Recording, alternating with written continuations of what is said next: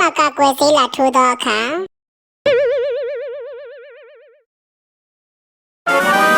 အိရှင်တို့အိရှင်တို့အဟောင်းရေအဖေါ်မခါအော်ဘယ်လိုလဲဆရာမအေးလာလေးဆရာမတက်ခဲ့ဘာလို့မလို့လဲဆရာမဆရာမကလေးကကွယ်ဆေးလာထိုးတာအော်ဒါကလေးဆရာမတက်ခဲ့ဆရာမအော်ယောက်ျားဒီမှာစီထိုးဆရာမလာလို့တဲ့哦啦，把路木来。ကကွယ်စီထုံးလို့ဆိုလာပဲ什么安娜小哟？什么拉得开？安娜小姨什么后面修？ဟုတ်ကဲ့ရှင်အမကလေးတွေရောအော်ရှေ့ခေါ်မယ်哦，大爷的面嘛，赶快洗出来什么拉来拉开哦。မြန်လာကျမတို့အင်္ဂရှုပ်ပွားနေပဲနင်းဆမကျမတင်းလိုက်အောင်မယ်ရတယ်ကျမရတယ်စင်ပြေတယ်မသိဘူးဆရာမကလေးတွေကိုကကွယ်ဆေးထိုးပေးမလို့ဘာမှမကြောက်နဲ့နော်ဆရာမဖြည်းဖြည်းလေးပဲထိုးပေးမှာ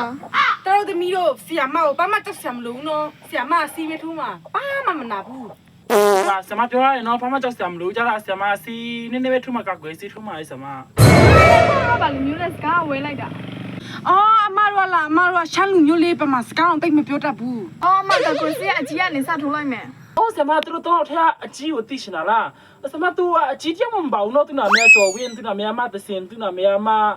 嘛温天哩？啊，都那咩鸡这么饱？မဟုတ်ဘူးလေကိုရဲ့အကြီးဆိုတာဒီကလေး၃ယောက်တည်းကအကြီးဆုံးကိုပြောတာဟမ်ဘာလဲအကြီးကပေါ့ပြောလဲဆမ哦，面的鸡啊，我们丢了鸡手花的，啊，反正你不要你嘛啊，人家送路那路没有鸡路不要哩，ငါနမ်လေရောလေမဟုတ်ဘူးလေအမရဲ့ကလေး၃ယောက်တည်းကအကြီးကိုမေးတာအကြီး鸡啊，家伙喏，怎么不要俺南流的鸡哦？要看蛮弄的哩，看蛮弄的个南流啊。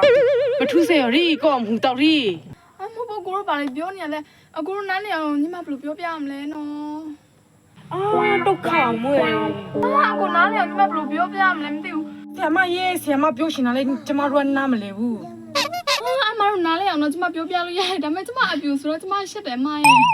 အော်ရှက်ဆရာမရှိပါဘူးဆရာမရဲ့ကျမတို့နားလဲအောင်ဒါဆရာမပြောလိုက်တော့ပွန့်ပွန့်လင်းလင်းပြောအကြီးဆိုတော့အမရဲ့နှုတ်အရင်ဆိုတဲ့လူကိုပြောတာအမရဲ့အော်ဆရာမလည်းအဲ့ဒါမြတ်ခုနကနဲ့စောပြောပါလားဟောဆရာမပြောအခုမှပဲနားလေရတယ်ဆရာမပြောနှုတ်ရင်ဆိုရဲသူပြောရမလားအဲ့ကျမယောက်ျားလေးသူလေးဘယ်ကိုဘူးအမနှုတ်အရင်ဆိုတဲ့လူကိုပြောတာဟုတ်တယ်ကျမရဲ့နှုတ်ရင်ဆိုတာသူပဲကျမယောက်ျားလွယ်ကုန်ပြီအဲ့လိုမဟုတ်ဘူးအ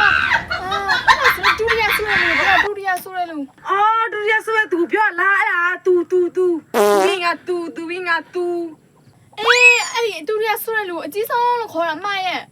အော်တီဗီ